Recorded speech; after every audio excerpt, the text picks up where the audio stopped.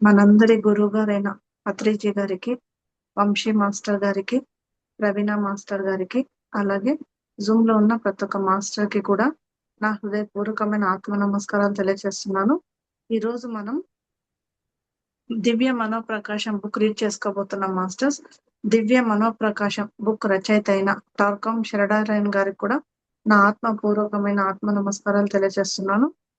ఈరోజు మనం దివ్య మనోప్రకాశం బుక్ లో అధ్యయనం 22 ప్రోత్సాహకాలు రీడ్ చేసుకోబోతున్నాం. సుప్త చేతన మానసంలోని నమోదులు దూకుడుగా ఉండవు. అవి మీ చైతన్యాలపై దాడి చేయవు. అవి మందకొడివి. ఈ మూలకాలను వాటి వలయాలను చురుకుగా ఉంచేవి ప్రోత్సాహకం, దానికి చెందిన ప్రేరణ. మళ్ళీ శుద్ధ చేతనాత్మక మనసులో సుప్త చేతన మానసంలోని నమోదులు దూకుడుగా ఉండవు. అంటే గత జన్మల్లో ఉన్న కొన్ని నమోదులు ఉంటాయి కదా, అవి దూకుడుగా ఉండవు, ఫాస్ట్ గా అలా జంపులు చేసేట్టు ఫాస్ట్ గా ఉండవు. అవి మీ చైతన్యాలపై దాడి చేయవు. అంటే ఇప్పుడున్న చైతన్యంపై. అవి మందకొడివి. అంటే అవి స్ట్రాంగ్ గా ఉంటాయి కదా, గత జన్మల్లో ఉన్న అవన్నీ స్ట్రాంగ్ గా ఉంటాయి, అవి తొందరగా బయట పడవు. ఇప్పుడున్న చైతన్యం మీద ఎఫర్ట్ చూపించడం అనేది తక్కువ.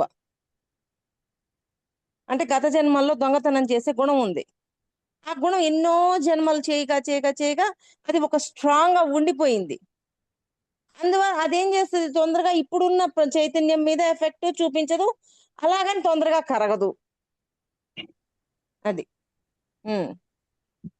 ఈ మూలకాలను వాటి వలయాలను చురుకుగా ఉంచేవి ప్రోత్సాహకం, దానికి చెందిన ప్రేరణ. అంటే వాటిని చురుకుగా ఉంచాలి అంటే ఒక ప్రోత్సాహం ఉండాలి, ఒక ప్రేరణ ఉండాలి. ప్రోత్సాహము అంటే ఇప్పుడు గత జన్మల్లో ఉన్న సంస్కారాలని ఇక్కడ కూడా మనం ఆచరించాలి. సత్కర్మలు ఉన్నాయి, సద్గుణాలు ఉన్నాయి, వాటిని మనం ఆచరించాలి అన్నప్పుడు మనం వాటిని ప్రోత్సహించుకోవాలా. అంటే మనల్ని మనమే మన శుద్ధ చేతనంలో ఉన్నదాన్ని ప్రోత్సహించుకొని నేను గత జన్మల్లో ఉన్న సద్గుణాలని ప్రదర్శించగలగాలి అని మనం ఎప్పుడైతే ప్రోత్సహించుకుంటామో వాటిని బయటికి ప్రదర్శిస్తాం. అంటే వాటికై అవి వచ్చేయవు. మీరు ప్రోత్సహించినప్పుడే ఆ శుద్ధ చేతనంలో ఉన్నవి బయటికి రిలీజ్ చేయబడతాయి అని చెప్తున్నారు. సుప్త చేతన మానసంలోని అంశాలు ఎంతో సున్నితంగా ఉండి ఒకసారి వాటిని తలచుకున్న వెంటనే చైతన్యం పొందే సంసిద్ధతలో ఉంటాయి. అంటే మనం తలుచుకుంటే అది ఆ మాట చెప్తున్నారు. ప్రోత్సాహం అంటే ఒక రకంగా తలుచుకోవటం, ఇవన్నీ ప్రోత్సాహం, వీటి వల్లే అవి బయటకు వస్తాయి అన్నట్లే చెప్తున్నారు. ప్రతి సుప్త చేతన మానసానికి లేదా ఒక దేశపు సుప్త చేతన మానసానికి 4 భిన్న ప్రోత్సాహకాలు ఉంటాయి. సుప్త చేతన మానసానికి లేదా ఒక దేశపు సుప్త చేతన మానసానికి 4 భిన్న ప్రోత్సాహకాలు ఉంటాయి. వాటి గురించి తెలుసుకుంటే తను తన చుట్టూ ఉండే మనుష్యులనే కాక సమూహాలు, దేశాలను కూడా మార్చగలడు.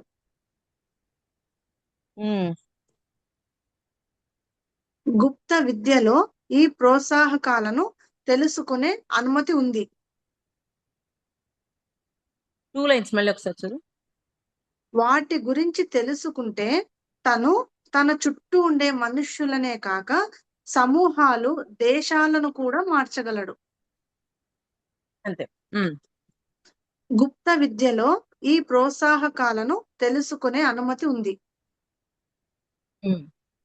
వాటిని ఉపయోగించడానికి కాదు, వాటిని తెలుసుకోవడం ద్వారా వాటిని తప్పించుకొని అదుపు కోల్పోకుండా ఉండటం. అంతే కదా. ఇప్పుడు శుద్ధ చేతనంలో ఉన్నాయే కదా మనం చూస్తున్న దుష్కర్మలన్నీ తెలుసుకుంటున్నాం, మళ్ళీ ప్రస్తుతం వాటిని మరలా ఇక్కడ జరగకుండా చూసుకోగలుగుతున్నాం.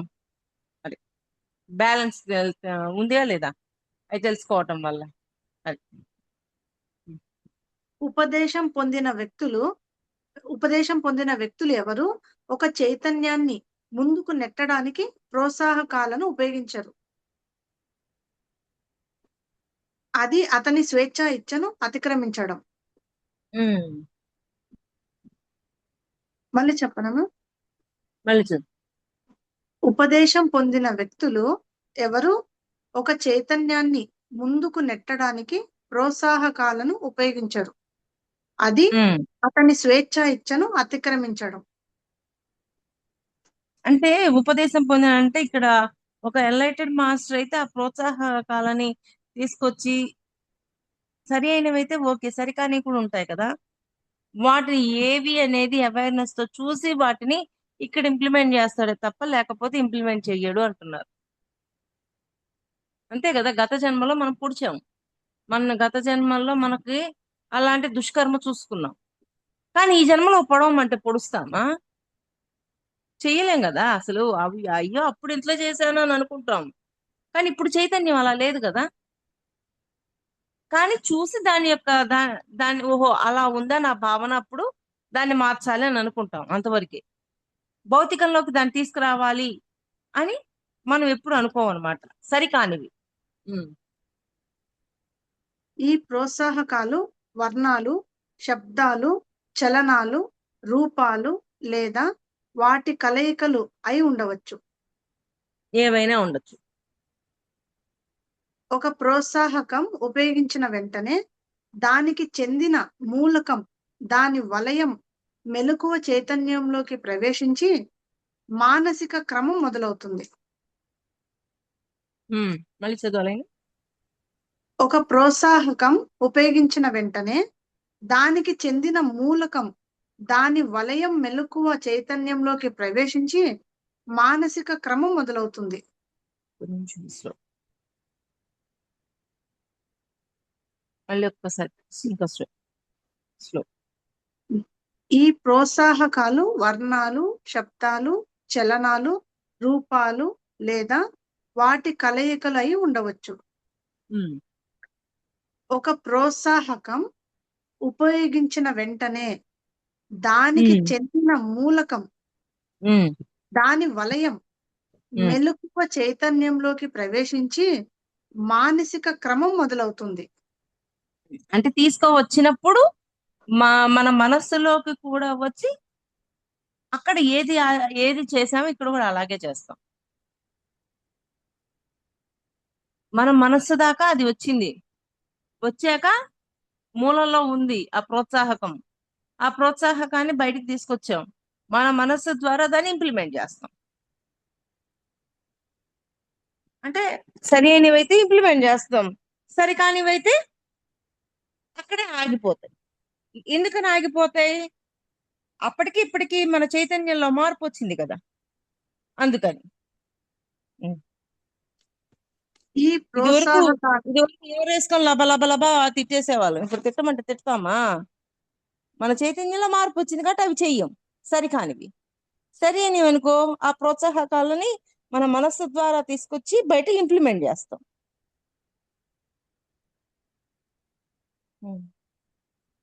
ఈ ప్రోత్సాహకాలను రూపొందించడం చాలా క్లిష్టమైన విషయం.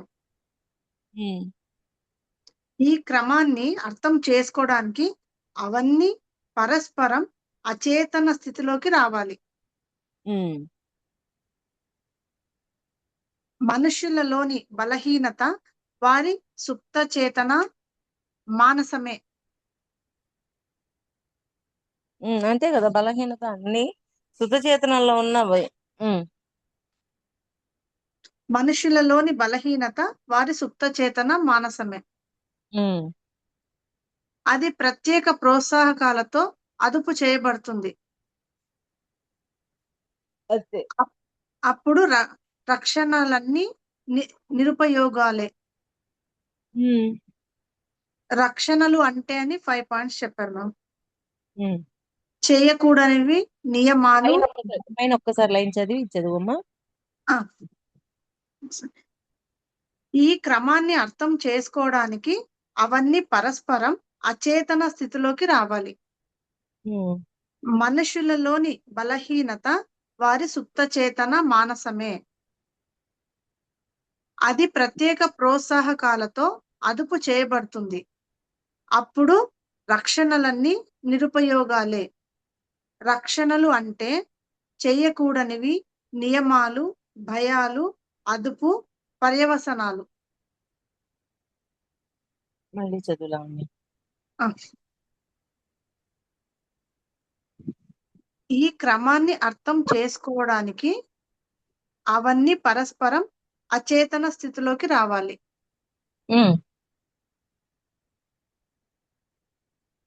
మనుషులలోని బలహీనత వారి సుప్త చేతన మానసమే. అది మనుషుల్లో ఉన్న బలహీనత వాళ్ళ శుద్ధ చేతన మానసమే. ఎందుకు ఆ బలహీనత?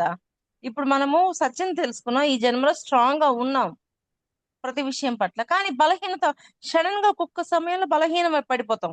ఎందుకు ఇంతకంత స్ట్రాంగ్ గా ఉన్నాం, ఇప్పుడు ఎందుకు ఇంత బలహీన పడిపోయాం అంటే ఆ శుద్ధ చేతనాత్మక మనస్సులో ఉన్నది బయటకు వచ్చింది కాబట్టి మనం బలహీన పడుతున్నాం. ఇప్పుడు ధైర్యంగా ఉన్నాం, ఎంతో బాగున్నాం. ఒక్కొక్కసారి గతంలో అటువంటి ధైర్యం లేదు. ఆ ధైర్యం లేదు అన్నప్పుడు అది మనకి ఎఫెక్ట్ చూపిస్తూ ఉంటుంది. అది అది ప్రత్యేక ప్రోత్సాహకాలతో అదుపు చేయబడుతుంది. అప్పుడు రక్షణలన్నీ నిరుపయోగాలే. అప్పుడు రక్షణలన్నీ నిరుపయోగాలు. రక్షణలు అంటే చేయకూడనివి, నియమాలు, భయాలు, అదుపు, పర్యవసనాలు.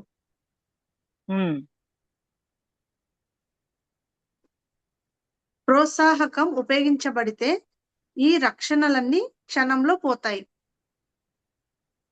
అంతే కదా, అవి ఉపయోగించే కొద్దీ తగ్గిపోతాయిగా ప్రోత్సాహకాలు. అవసరం లేదు కదా వాటితోటి. సరి అయినవి ఉపయోగిస్తున్నాం రా, సరి కానీ ఉపయోగించట్లేదు అన్నప్పుడు ఈ ప్రోత్సాహకాలు ఉన్నా లేకపోయినా ఒకటే కదా. ఇప్పుడు మన శుద్ధ చేతనంలో సరి అయినవి ఉన్నాయి, సరి కాని ఉన్నాయి. సరైన వాటిని ఉపయోగించుకుంటున్నాం మనం అవేర్నెస్ తో ఉండి.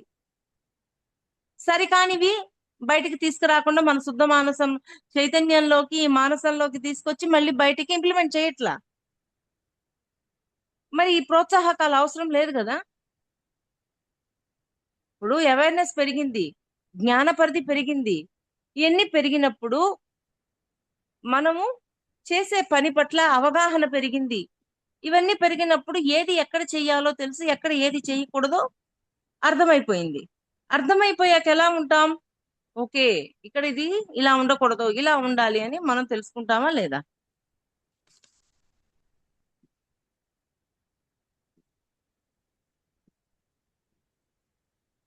ప్రోత్సాహకం ఉపయోగించబడితే ఈ రక్షలన్నీ క్షణంలో పోతాయి.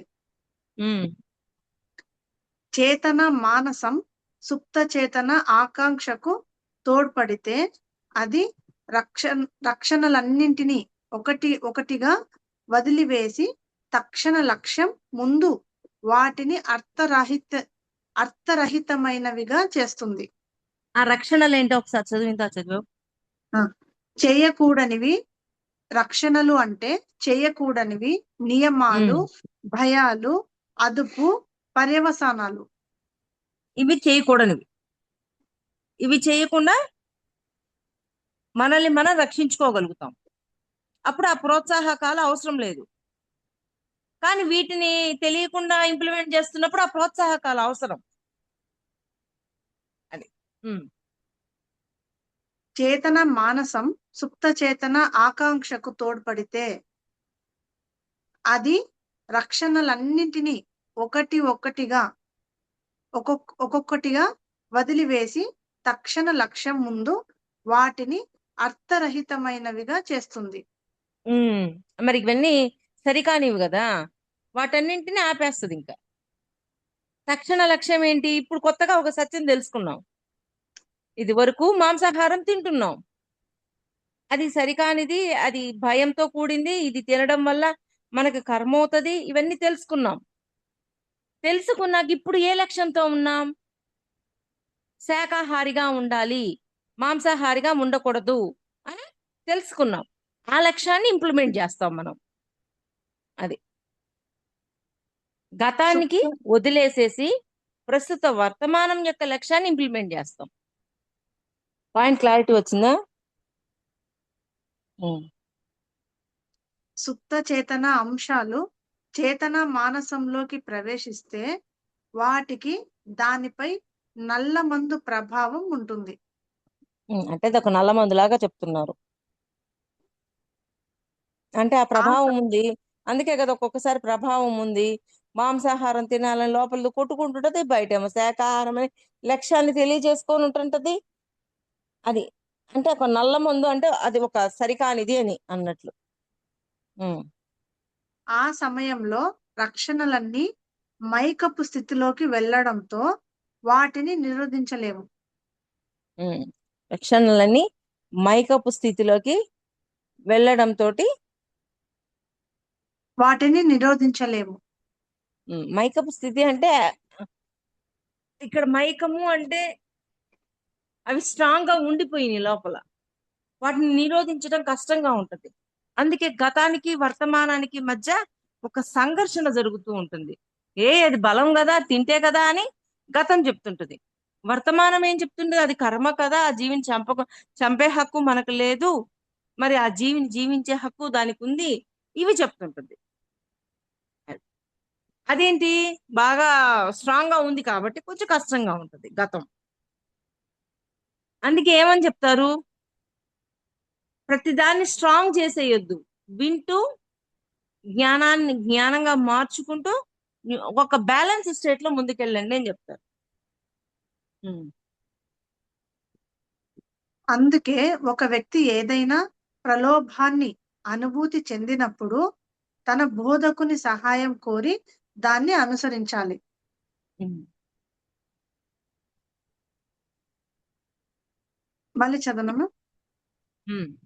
అందుకే ఒక వ్యక్తి ఏదైనా ప్రలోభాన్ని అనుభూతి చెందినప్పుడు తన బోధకుని సహాయం కోరి దాన్ని అనుసరించాలి. అంటే ప్రలోభం అనేదాన్ని పట్టుకున్నాం. అవగాహన ఉన్న వాళ్ళు బోధకులు చెప్తారు కదా, ఇది గతం నుంచి వచ్చింది, అందువల్ల దీని యొక్క ఎఫెక్ట్ ఒక్కొక్కసారి మనకి తెలియకుండానే మన లోపల నుంచి ఒక ఆవేశం, ఎమోషన్ వచ్చేస్తుంది. తర్వాత అనుకుంటాం, ఏంటి నేను ఇలా ప్రవర్తిస్తున్నాను అని అనుకుంటాం. దీనికి కారణం గతం. గతం లేసినప్పుడు ఒక్కొక్కసారి అవి బయటకు వచ్చేస్తూ ఉంటాయి. అందుకని దాన్ని గుర్తించి మనం దాన్ని ఆపగలగాలి. అది బోధకుడు అతని చేతన మానసానికి సూచన. ఉమ్. అతను తన చర్యలను స్థిరీకరించి రక్షకులను శక్తివంతం చేస్తాడు. బోధకుడు చేతన ఇక్కడ బోధకుడు అంటే ఎవరికి వాళ్ళు బోధకుడు అని చెప్తున్నారు ఆయన. ఇప్పుడు నాకు నేను బోధకుడిని, లావణ్య నీకు నువ్వు బోధకుడివి. ఇప్పుడు ఏదైతే తెలుసుకున్నానో సత్యాన్ని, ఆ సత్యాన్ని ఒక లక్ష్యంగా నేను చెప్పుకుంటున్నాను, నీకు నువ్వుగా చెప్పుకుంటున్నావు. అలాగా పాయింట్ అర్థమైందా? బోధకుడు అంటే ఎక్కడి నుంచో లేడు, మీకు మీరే బోధకులు. అలాగ ఉన్న నువ్వు నీ యొక్క లక్ష్యాన్ని స్ట్రాంగ్ చేసుకుంటున్నావు, ఆ చైతన్యంలో స్ట్రాంగ్ చేసుకుంటాం. ప్రస్తుత చైతన్యంలో ఒక సత్యాన్ని, అదే మాంసాహారం తినకూడదు, శాకాహారమే తినాలి అన్న ఒక లక్ష్యాన్ని స్ట్రాంగ్ చేసుకుంటాం. మరి ఎవరు చెప్తే వింటుంది? నా మనస్సు, నా బుద్ధి, ఇవన్నీ ఎవరు చెప్తే వింటుంది? మరి ఈ వీణా చెప్తేనే కదా వినేది. అది అందువల్ల ఈ వీణా బోధకుడు నా లోపల దానికి. ఉమ్. బోధకునికి చాలా కష్టమైన పరిస్థితి. ఉమ్. వినదు కదా, గతం వినదు కదా. ఒకవైపు ఆ అంశాలను జాగ్రత్తగా విడుదల చేయాలి, ఉమ్. గతాన్ని మార్చాలి. మరోవైపు ఆ వ్యక్తిని వినాశకర సుప్తచేతన అంశాల నుంచి రక్షించాలి. ఆ, మరి మరి ఆ గతాన్ని ప్రదర్శిస్తే మళ్ళీ మాంసాహారం వైపు వెళ్ళిపోరా? ఎంత ఎంతగా ఉంటుందంటే ఆ బ్యాలెన్స్ స్టేట్ అనేది, ఆ సంఘర్షణ చాలా విపరీతంగా ఉంటది. ఆ టైంలో లోపల ఉంటది చూడు, ఒక యుద్ధం జరుగుతుంటది. ఆ యుద్ధంలో నుంచి అస్సలు ఆన్సర్ తీసుకొని ఈ చైతన్యం ఆ లక్ష్యాన్ని పట్టుకొని బయటికి రావాలి. యుద్ధం ఎక్కడో కాదు, మన అంతరంగంలోనే జరుగుద్ది. గతానికి ప్రస్తుత వర్తమానానికి మధ్య సంఘర్షణ, అదే ఒక పెద్ద యుద్ధం. డిష్యూంకి అసలు అసలు ఎట్లుంటది తెలుసా? ఆ టైంలో నాకు తెలిసిన ఒకటి, నేనైతే ఆ సంఘర్షణను తట్టుకోలేకపోతే అలా ధ్యానంలో కూర్చుంటా, కళ్ళు మూసుకొని కూర్చుంటా. ఏంటి ఏదో జరుగుతుంది, ఆ సంఘర్షణ గమనిస్తూ ఉంటా. గమనించి అప్పుడు ఇప్పుడున్న ఏ లక్ష్యం అయితే ఉందో దాన్ని తీసుకొచ్చుకుంటా బయటికి. దానికి బుద్ధ చెప్పుకొని ఇది ఇది అని చెప్పుకొని దాన్ని బయటికి తెచ్చుకో. మరి అదంతా ఎవరు చేయాలి? మనమే చేయాలి, ఎవరు చేయరు. బయట ఎందుకంటే మనమే బోధకులం. మన అంతరంగానికి, మన మనస్సుకి, మన బుద్ధికి, అన్నిటికీ మనమే బోధకులం. ఈ బోధకుడేమో సీనియర్గా ఉన్నాడు, మరి శుద్ధ చైతన్యం ఏమో జూనియర్ గా ఉంది. మరి సంఘర్షణ ఉండదా? ఉమ్, మన చిత్ర పరిశ్రమ ప్రకటనలు చాలా వరకు ప్రోత్సాహ ప్రోత్సాహాలను మన అత్యాశలను తీర్చుకోవడానికి వాడబడతాయి. మన చిత్ర పరిశ్రమ ప్రకటనలు చాలా వరకు ఉమ్, ప్రోత్సాహాలను మన అత్యాశలను తీర్చుకోవడానికి వాడబడతాయి. అది ప్రజ ప్రోత్సాహాలను, అత్యాశలను ఏంటి గతంలో ఎన్నో ఉన్నాయి కదా, వాటన్నిటిని తీర్చుకోవడానికే ముందుకు వస్తుంటాయి. కానీ ప్రస్తుత లక్ష్యంతో, ప్రస్తుత దాంతో దాన్ని బ్యాలెన్స్ చేస్తూ ముందుకెళ్ళాలి. ప్రజలపై అదుపు సాధించడానికై ప్రోత్సాహకాలను తారుమారు చేస్తాయి. ఉమ్, అది ఎన్నో ఇబ్బందులను, ఎంతో బాధను సృష్టించి దర్శనాల వాస్తవీకరణను ఆలస్యం చేస్తుంది. అంతే కదా, అది ఒప్పుకోదు. ఎందుకు ఒప్పుకుంటది? దాని అసలు ఎంత బాగుంటది, టేస్ట్ ఉంటది, రుచి ఉంటది, ఇంకా మళ్ళీ అది తింటే బలం అంటున్నారు, మరి నాకు బలం రావాలి కదా, మామూలుగా ఉంటది ఆ సంఘర్షణ అని చెప్తూ ఉంటది అది. చూడండి, ఒక్కొక్కసారి తెలియకుండానే ఆ కథను చెప్పింది విని ఫుడ్ తినేస్తారు చాలా మంది. మళ్ళీ మళ్ళీ కొంత టైం తర్వాత అవేర్నెస్ వస్తుంది. అది. ఉమ్. మనుషుల మేడం, ఉన్నత సమాచార నిర్వహణ అని హెడ్డింగ్ ఉంది మ్యామ్. ఉమ్. మనుషుల మనుషులతో మాట్లాడేటప్పుడు వారి సుప్త చేతన మానసంతో కాక వీలైనంత వరకు సంభాషణను చేతన లేదా అధిచేతన మానసాల మీద, పవిత్రత స్థాయిల మీద నిలిపి ఉంచండి. బాబోయ్, ఈ రోజే ఒకరు వచ్చారు. వస్తే వాళ్ళు ఏమంటున్నారు, వాళ్ళ హస్బెండ్ అరుస్తున్నాడు, విపరీతంగా అరుస్తున్నాడు. పక్క రోజు వచ్చి ప్రేమగా మాట్లాడుతున్నాడు. తనకేమీ అర్థం కాల. నేను ఒకటే అన్నా, నిన్న అరిచిందంతా నువ్వు ఇలాంటి అలా అన్నవన్నీ అంటే ఎగ్జాంపుల్ చెప్తున్నాను, ఒకరి జీవితంలో ఇలా జరిగింది అని. దాన్ని మన జీవితాల్లో మనం చెక్ చేసుకుందాం. నిన్న చెప్పిందంతా నీ శుద్ధ చేతనంలో నీ గతానికి సంబంధించింది వర్క్ చేసింది.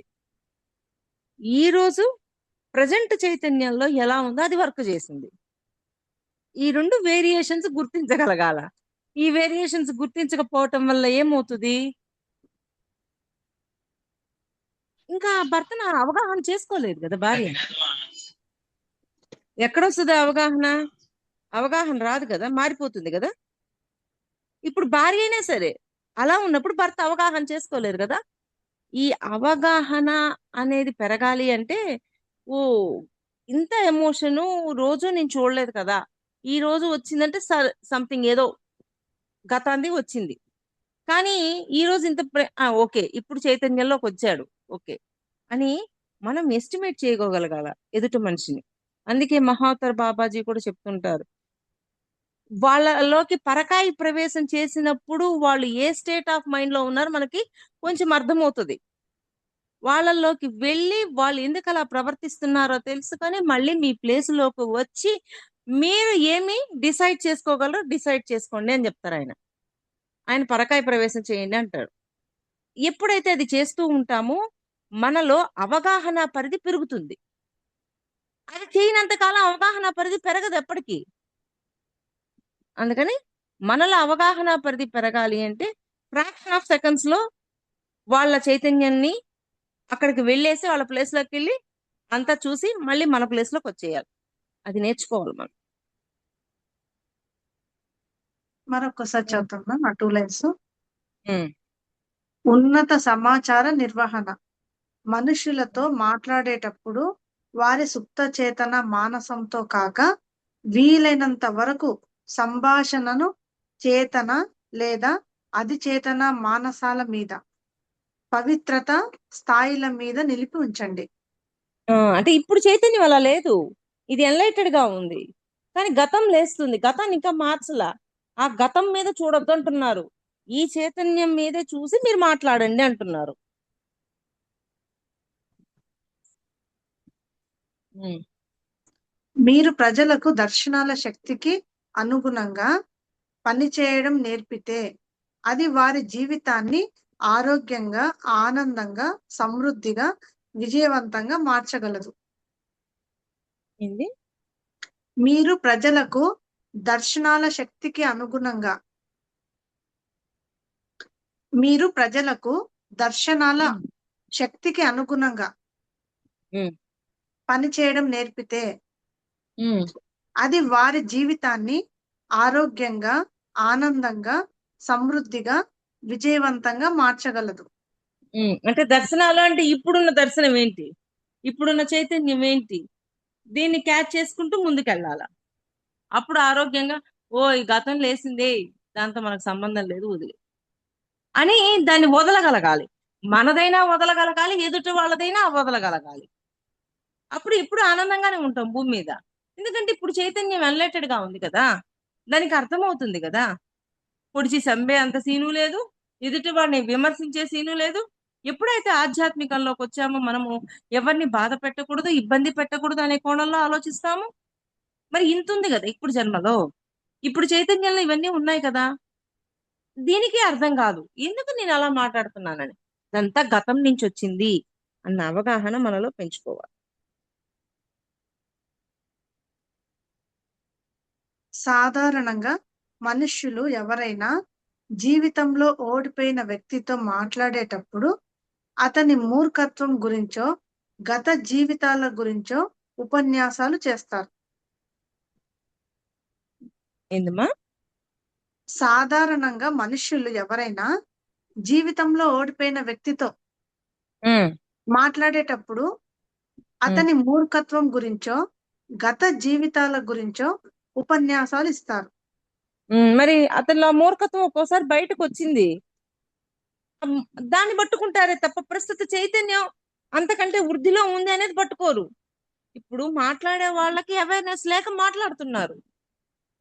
అందుకే అవగాహన పరిధి పెరగాలి అంటే దాన్ని ఎస్టిమేట్ చేయడం నేర్చుకోగలగాలి. ఆ పాయింట్ మళ్ళీ చదువు.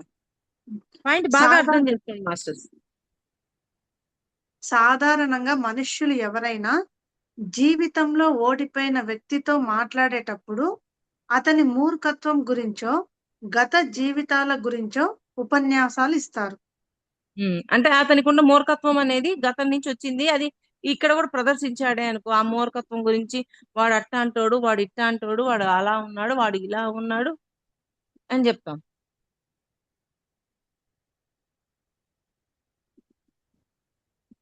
ఉమ్, అది వారి చేతన మానసాన్ని హేతుబద్ధంగా ఆలోచించడం నుంచి నిరోధిస్తుంది.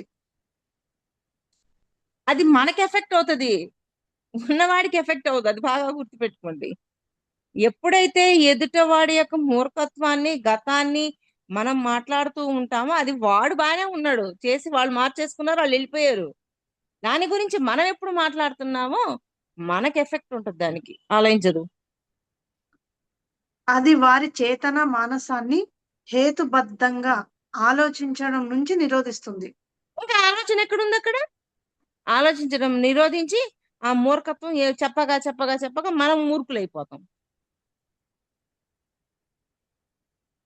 సుప్త చేతన మానసంలో కలుగజేసుకున్న ప్రతిసారి మనం మన నైర్మల్యాన్ని కోల్పోయి భయం, కోపం, ద్వేషం, ప్రతీకారాల ప్రభావంతో పనిచేస్తాం. మళ్ళీ చదువుమా.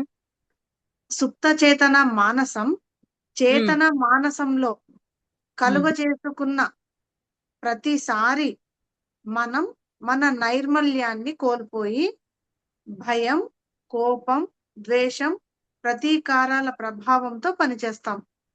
మరి ఆ గతంలో దుర్గుణాలు ఉన్నాయి, అవి లేసాయి. ఇప్పుడు చైతన్యం మారిపోతుందా లేదా? మన యొక్క ప్రవర్తన మారిపోద్ది.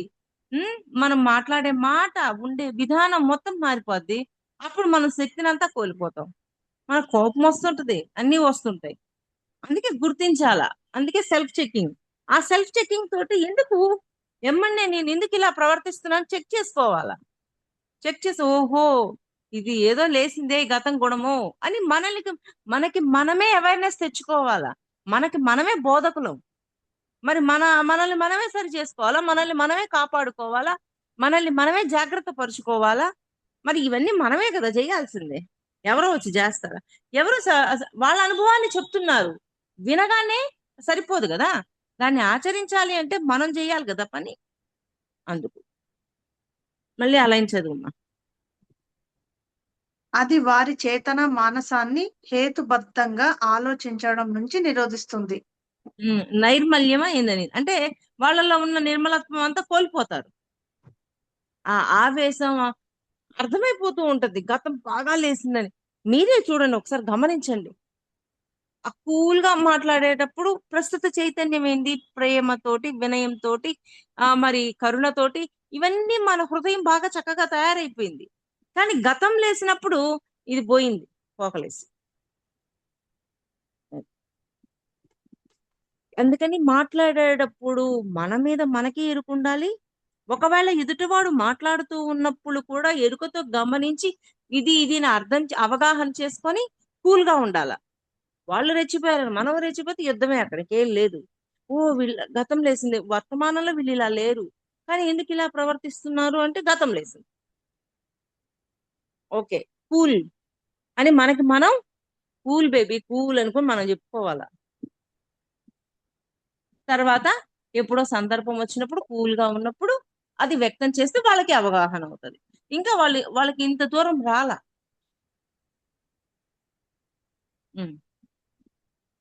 సుప్త చేతన మానసం చేతన మానసంలో కలుగజేసుకున్న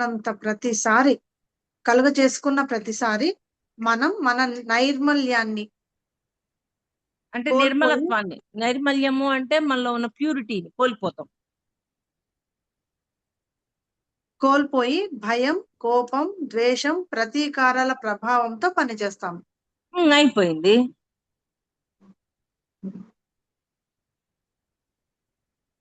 ప్రజలను నడిపించేటప్పుడు మనం వారి సుప్త చేతన మానసం నడిపించడానికి వదలకుండా వారు భవిష్యత్ దర్శనాల కొరకు జీవిత లక్ష్యం మరి జీవితంపై అదుపు కలిగిన భవిష్యత్తు కోసం పనిచేసే విధంగా సహాయం చేయాలి.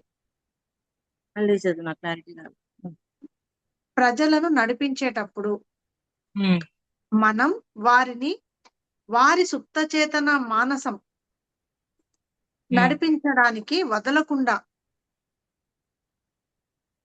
వారు భవిష్యత్తు దర్శనాల కొరకు జీవిత లక్ష్యం మరి జీవితంపై అదుపు కలిగిన భవిష్యత్తు కోసం పని చేసే విధంగా సహాయం చేయాలి. అంటే ఇప్పుడు ప్రజలు నేను ఇప్పుడు మీకు టార్కం గారు చెప్పారు, అది నాకు ఎక్స్పీరియన్స్ అయ్యి మీకు చెప్తున్నాను. మరి గతం శుద్ధ చేతనం లేస్తుంది, దాన్ని ప్రదర్శించకుండా మీరు జాగ్రత్తగా ఉండండి, అది ప్రదర్శించేటప్పుడు అవగాహన చేసుకోండి అని ఇప్పుడు నీకు చెప్పాను. అలాగా ప్రజల్ని కూడా అలా ముందుకు నడిపించాలి అని చెప్తున్నారు టార్కం గారు మనందరికీ చెప్పి. అలా ఎవరైతే బుక్ చదువుతూ ఉంటారో వాళ్ళకి అవగాహన అవుతూ ఉంటుంది. ఇది చాలా అవేర్నెస్ తో గమనించుకోండి. మీకు మీరుగా గమనించుకోండి, ఎదుట వారిని గమనించండి. అసలు ఎమ్మనే ఫ్రాక్షన్ ఆఫ్ సెకండ్స్ లో వాళ్ళలో చేంజెస్ వస్తుంటాయి. ఆ చేంజెస్ మనం గమనించాలి. అదంటే అదొక మూవీలో ఏంటది, ఆ మూవీ ఉంది చూడు, విక్రమ్ మూవీ, ట్రైన్ లో బాబే ఉందమ్మా. సరే కానీ అపరిచితుడు, రే అపరిచితుడు బయటకు వచ్చాడు రే అంటారు. అట్లా మనలో కూడా అపరిచితుడు ఉంటాడు. ఆ అపరిచితుడు పుసుక్కుని బయటకు వస్తాడు. ఆగు, ఎక్కడికి వస్తున్నావని ఇప్పుడు చైతన్యం కూల్ చేయాల. కూలమ్మా కూల్, ఇప్పుడు ఆ పనులు ఇక్కడ ఏమి లేవు అని చెప్పి మనం కూల్ చేయాల. మనలో ఉన్న అపరిచితుడు బయటకు వస్తుంటే ఇప్పుడున్న చైతన్యం కూల్ కూల్ అని మనం చెప్పకపోతే మనమే బోధకులం, మనమే బోధకులం అయితేనే ఎక్కడ ఎలాగ ఉంటున్నాము, ఎక్కడ ఎలాగ మాట్లాడుతున్నాము అన్న అవగాహన పెరుగుతుంటది. సెల్ఫ్ చెకింగ్ తోటి పెరుగుతుంటది అవగాహన. పాయింట్ అర్థమైందా? అపరిచితుడు లేసాడు రే అంటుంటారా అట్లా. ఉన్నత మానసం వ్యక్తిత్వంతో సంబంధం లేని అభిప్రాయాలు, దర్శనాలు, విజయాలు, సంపద మన సృజనాత్మక క్షేత్రాలలో ఉంటుంది. మళ్ళీ చదువు. ఉన్నత మానసం వ్యక్తిత్వంతో ఉన్నత మానసం వ్యక్తిత్వంతో సంబంధం లేని అభిప్రాయాలు, దర్శనాలు, విజయాలు, సంపద మన సృజనాత్మక క్షేత్రాలలో ఉంటుంది. ఓకే, సార్ అంటుంటారు చూడండి, ఒక మాట అంటారు, మీరు దుష్కర్మ చూసుకున్నారు, మీ ఫ్యామిలీ మెంబర్స్ లో మీరు మీ పట్ల కోపంగాను ద్వేషంగాను ఉన్నారు, వాళ్ళ ద్వేషం అర్థమవుతుంది. దీనికి కారణం ఏంది చూసుకున్నారు, గతంలో మీరు చేసిన ప్రభావం వల్ల వీళ్ళు ద్వేషంగా ఉన్నారు. కానీ ఏమంటారు సారు, ఇక్కడున్న వాళ్ళని క్షమించండి, ఓకే, మరి ఆత్మని క్షమాపణ కోరుకోండి అంటారు. ఆత్మ అంటే ఆ శుద్ధ చేతనంలో ఉన్న దాని వల్లే ఇక్కడున్న వాళ్ళు ప్రదర్శిస్తున్నారే తప్ప ఇక్కడున్న వాళ్ళకి ఏమీ తెలియదు. కాబట్టి ఇక్కడున్న వాళ్ళని క్షమించండి, ఆత్మని క్షమాపణ కోరుకోండి అని ఆ కోణంలో చెప్తారు చూడండి. అది ఇక్కడ మీకు అర్థమవుతుంది ఇంకా పూర్తిగా. అది స్వీయ నిశ్చయత క్షేత్రం, స్వీయ వాస్తవీకరణ క్షేత్రాలలో ఉంటుంది. అయిపోయిందా? అయిపోయింది మ్యామ్. ఇది